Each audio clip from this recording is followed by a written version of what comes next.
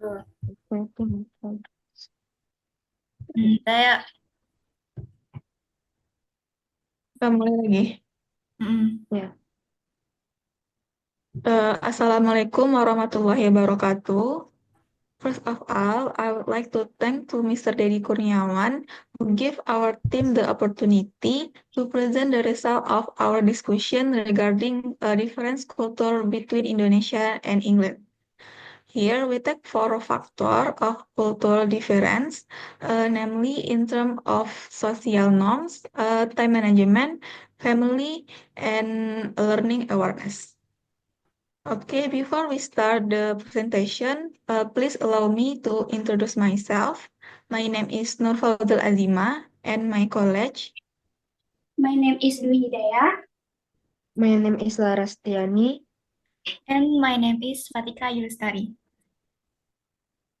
Okay, for the first slide will be explained by Fatika.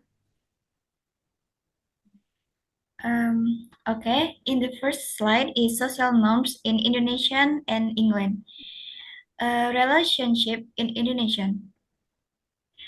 Indonesian society generally upholds traditional values and religious teachings that emphasize the sanctity of sexual relations with marriage. Premarital sex is often considered taboo and goes against social norms. Um, the majority of Indonesians are Muslim, and Islam teaches a conservative view of sexuality. Religion plays a significant role in shaping societal norms, and individuals involved in premarital sex often face social stigma, rejection from family, and in some cases, legal consequences. Next is a relationship in England. British society tends to be more open and tolerant of various forms of sexual expressions, including casual sex. This influenced by strong values of individualism and freedom within British culture. The influence of religion on daily life in British society is relatively smaller compared to Indonesia. This allows for a more diverse range of views on sexuality, and premarital sex is generally accepted within British society, although there are still certain groups that hold differing views. Okay. Thank you to Fatika who explained the first slide. The next slide will be explained by Lara. Thank you, Izil. Next, time discipline in Indonesia and England. Time discipline in Indonesia. In Indonesia, many people consider being late as normal, especially in casual situation or informal event, where time is considered flexible. For example, if an event is scheduled for 10 a.m., many people don't arrive until 10:30 or even later. In Indonesia culture, tolerance for lateness often arises because people tend to focus more on social relationship than punctuality.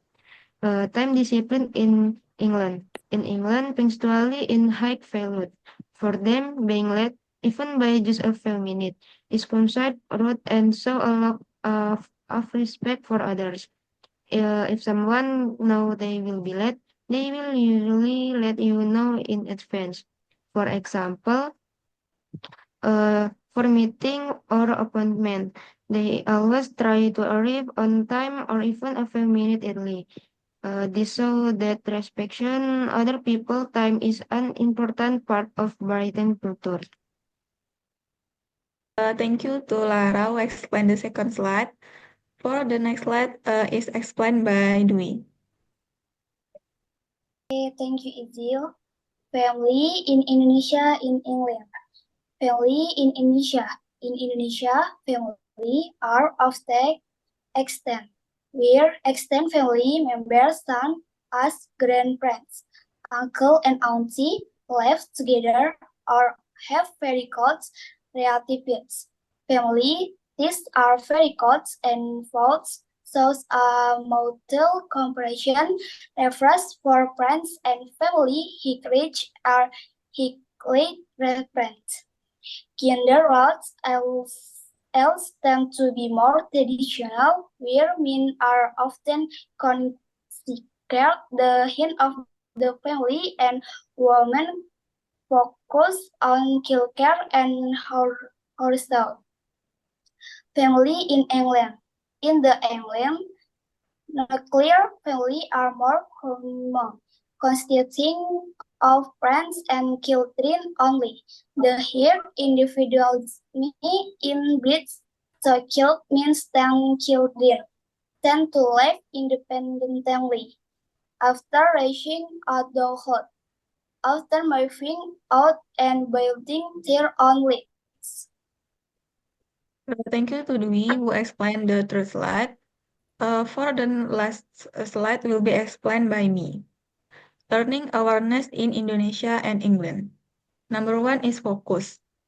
People in Indonesia often more focus on memorizing material rather than deeply understanding concept. Meanwhile, in England, people more emphasis on understanding concept, critical thinking, and the ability to apply the knowledge in a real life situation. Number two is motivation. People in Indonesia often motivation drive by external factor like parents' expectation or getting a good job. In England, motivation more often come from within, such as desire to learn new things or achieve personal goals. Number three is learning method. Learning method in Indonesia tend to be more traditional, like memorizing, practice exercise, and taking private lesson. In England, learning method are more varied, including group discussion, problem-based project, online learning, and the use of the technology. Number four is the independence. Students in Indonesia often rely more on teacher and parents in the learning process.